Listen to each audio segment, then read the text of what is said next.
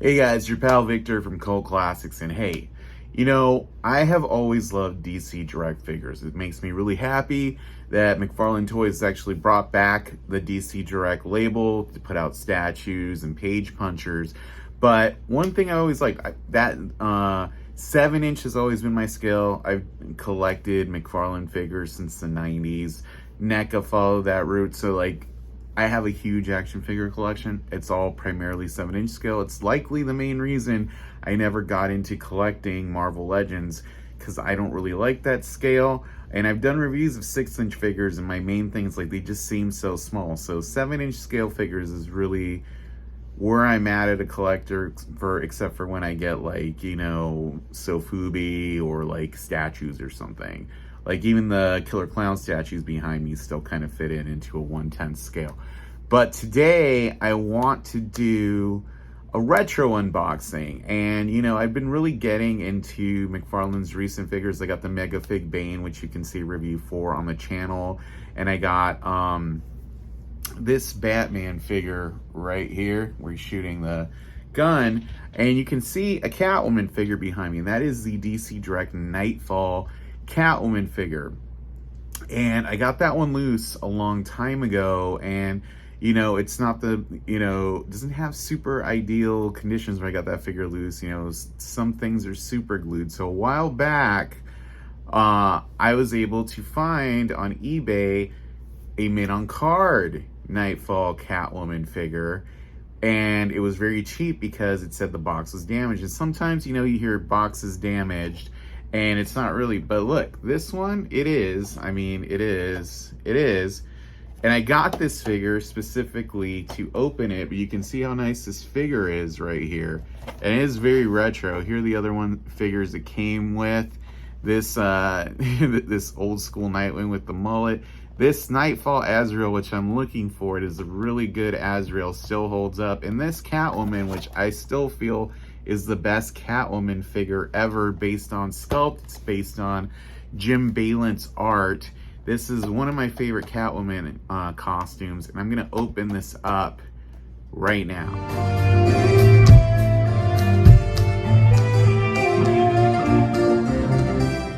And I know we're gonna open this up, and I know some people are like, but Victor, this figure is super old. Shouldn't you keep it? And I'm like, toys are to open. What's the point of running a comic book store in my house? I do sell collectibles for my house, but on a rare occasion I get something for myself, and this was pretty much free because of points. I wanted to get this, and this figure is it's one of my favorite action figure sculptors from the early 2000s, late 90s, Karen Palinko. She did the Alex Ross Justice Poison Ivy, which is also an awesome figure. And this is, I'm trying to see the date here, when this was made. And it's hard to say because sometimes these older figures don't have dates on the back. Yeah, there's no actual date on here, but I'm gonna go ahead and say this is probably early 2000s, between 2000 and 2002, some point there. Because that feels about right. But as you can see, the paint job on this face is awesome. Look up Jim Balent's artwork. This is very true to his style, the skin tight purple outfit.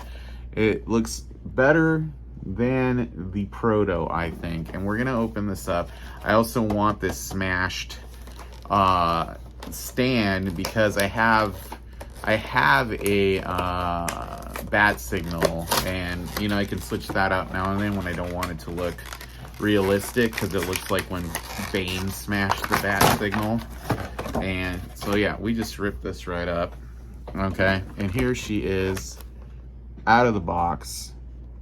So very basic articulation. This is old school. This is a 7-inch scale figure. She's got articulation at the knees, at the crotch, elbows, head very slight, you can bear, because of this mane of hair back here, and the shoulders. So 1 2 3 4 5 6 7 the wrists, 8 9 10 11 points of articulation. And this whip actually is awesome. I still have this whip for a different figure, and No, it's on that Catwoman over there. That's still like the best whip of accessory ever. And this one's not brittle. Dude, back in the day, they actually used to like make a molded thing for it. It wasn't just tape. Now it's just tape. And there are twisties on here, clearly.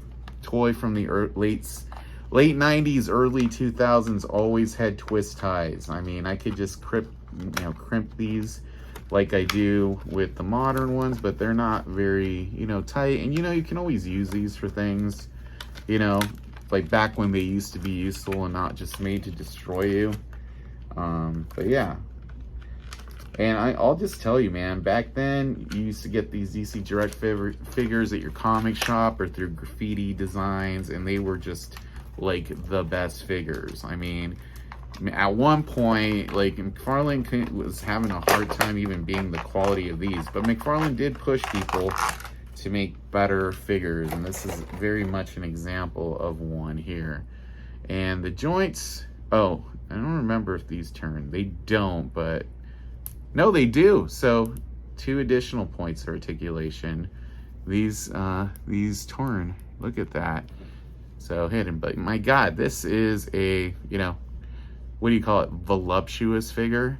Thankfully, it's not sticky. That's when you got to worry when you get an old figure and you unbox it. It means the process that was used to make the figure is basically rotting, and you got to be careful with that because it does happen. It feels a little bit, but that just, yeah, a little bit. So, that happens. Don't keep your figures in things forever. Just enjoy them. My other Catwoman figure does not have that problem. And this only has it a little bit. It might just, be anything, but I just love that shininess in this purple. DC Collectibles did a hyper-articulated version of this figure not that long ago, and I can tell you, this is a million times better. Victor, where are you going to put it? And you have a Clayface figure back there? I'll just put it right next to it. Hey, it's Clayface's Catwoman. Just to show you, this is the Catwoman right here. Let me grab my OG one. Let's see how they kind of hold up here. So this is the OG one, and this is the new one. So you can see maybe a little bit of fading here, just needs to be dusted or cleaned or something. And this one, and see, look at the blue highlights in the hair to make it pop. That is what a good action figure does, And like I said, you can tell these joints, you got to be careful with these because these are like that. You're a little rough with this snaps, and that's what happens. But this is a great figure. Overall, I'm super happy with it. And I'm going to put a whip in this one's hand and have Clayface holding her like, come get her, Batman. Makes a nice display. And I like retro figures. I mean, at this point, I'm pretty much, a vintage collector because I have like everything I want of the now pretty much. Look, the thing even had a cover, all right? So this is the stand, right? This is a stand, and, excuse me, guys. It comes with pegs to put in it, and that's why these stands became worthless really quickly, because these get lost really quick.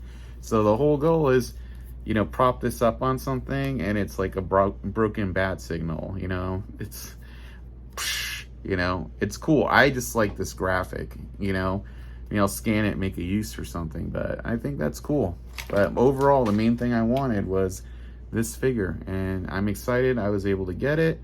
Nice Jim Balent artwork, Like I said, this head doesn't even move. Oh, just barely.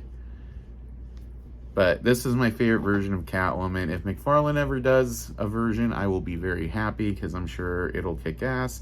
I'm going to say unlikely, but there you go. Catwoman, DC Direct, sculpted by Karen Palinko, like about 20 years ago. And it's been trapped in that box forever. It is now freed to look cool on a shelf with my other Batman collectibles and like-minded collectibles up there. That Kill Bill Bride I just got recently. I'm very happy with that. So yeah, if you like retro figure reviews, unboxings, check us out here at Cult Classics, and we'll talk to you soon. See ya. Bye.